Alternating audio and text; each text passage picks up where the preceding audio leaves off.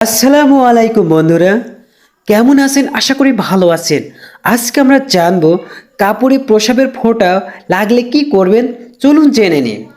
কর্মস্থলের কারণে অনেকেই নির্দিষ্ট ড্রেস ব্যবহার করেন এবং প্রসাবের প্রয়োজন হলে দাঁড়িয়ে প্রসাব করতে হয়। বসার স্থানে নাপাকি থাকে এবং অফিসের ড্রেসের কারণে অনেক সময় বসা সম্ভব হয় না। প্রসাবের সিটা থেকে নিরাপদ থাকতে টিস্যু পানীয় যথারীতি ব্যবহার করেন। এরপরও দাঁড়িয়ে প্রসাব করা বিন্দু বিন্দু সে ফোঁটা প্যান্টে লেগে থাকে। প্রথম চেষ্টা করা সময় একটু বেশি লাগলেও বসে প্রসাব করা। দাঁড়িয়ে দাঁড়িয়ে প্রসাব করার সুন্নত পরিপন্থী শরীরের জন্য ক্ষতিকর। হযরত উমর রাদিয়াল্লাহু আনহু বলেন, রাসূলুল্লাহ সাল্লাল্লাহু আলাইহি সাল্লাম আমাকে দাঁড়িয়ে প্রসাব করতে দেখে বললেন, হে ওমর, দাঁড়িয়ে প্রসাব করো না। হযরত ওমর রাদিয়াল্লাহু আনহু বলেন, এরপর থেকে আমি আর কখনো দাঁড়িয়ে প্রসাব করিনি। তিরমিজি।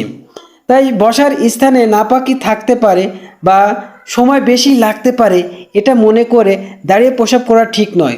তবে যদি কখনো বসে প্রসাব করতে গেলে ময়লা আবর্জনা বা নাপাকি লাগার আশঙ্কা থাকে এবং প্রসাব করার মতো উপযুক্ত কোনো জায়গা বা আস্থা না থাকে, তাহলে দাঁড়িয়ে প্রসাব করা যাবে।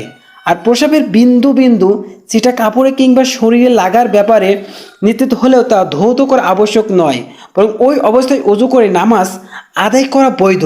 যদি তা মাকরু বা তানজি সেমতে সম্ভব হলে পূর্ণ পরিষ্কার হয়ে নামাজ আদায় করা চাই।